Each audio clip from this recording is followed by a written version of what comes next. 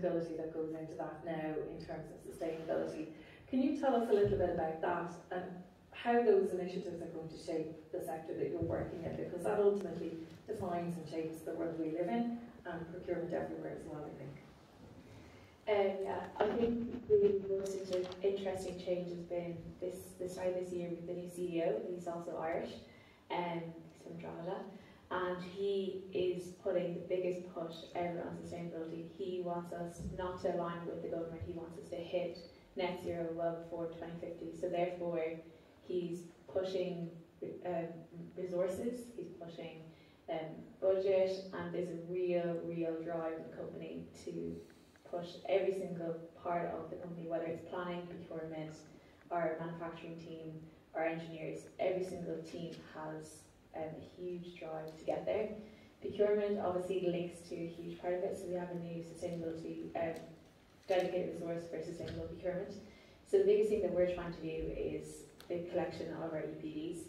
So internally from our factory we now have EPDs. EPDs are environmental product declarations, and they're kind of the standard that people are pushing forward. So if I take any product in the room, I should know exactly what the breakdown of every single part of the emissions of that product is. And it's about, instead of people talking about products, actually on a granular basis understand what every product is. So that means that there's no hiding in the industry. It has to be very transparent, and it means that our company has to be very transparent. And I think that is one of the biggest drives from the industry groups, that people need to collect EPDs, and every company needs to work with EPDs. So within procurement, there's a huge push on that. And not even that, we're also pushing our procurement, our suppliers so much. There's a lot of initiatives we've signed up to, such as Concrete Zero and Steel Zero, and they're qualitative and quantitative pieces that we have to sign up to.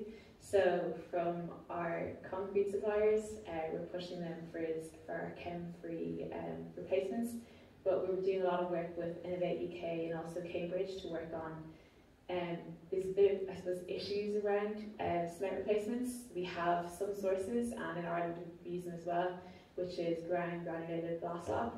But I think there's a huge understanding that that is slowly running out, because a lot of it is now coming from China. So we have now a roadmap coming out, but the industry are using a new roadmap, and we're using this also in our factory because of our unique position. We have a huge control on our procurement and what products we use, and also how we sell our products to other companies.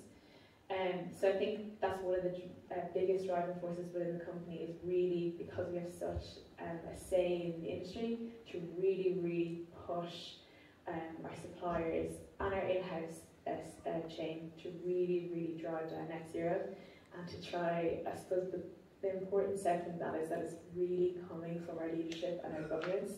So this year, since last year, we have really strict governance of how we actually get a project and what we're bidding on.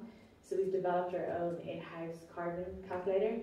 So we use, it's about understanding the model. So we really in the company have a real push on the digital build, and anything that we put out into the environment, we also have it on a 3D form.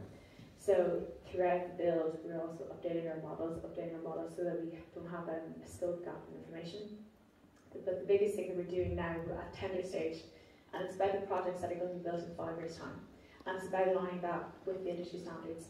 So what we're taking is our procurement, what actually will be available at the time, will all these smart replacements be available, and then also using our own tool to calculate and leverage the sustainability of also our DFMA and our offset manufacturing. So how our offset manufacturing, our scope 3 supply chain, and also how they can work together to, in 5 years' time, those buildings are going to be better than the ones that are on site today. And it's all about that cyclical governance and also leadership that is within the company. Fantastic. Yeah, great. Thank you very much.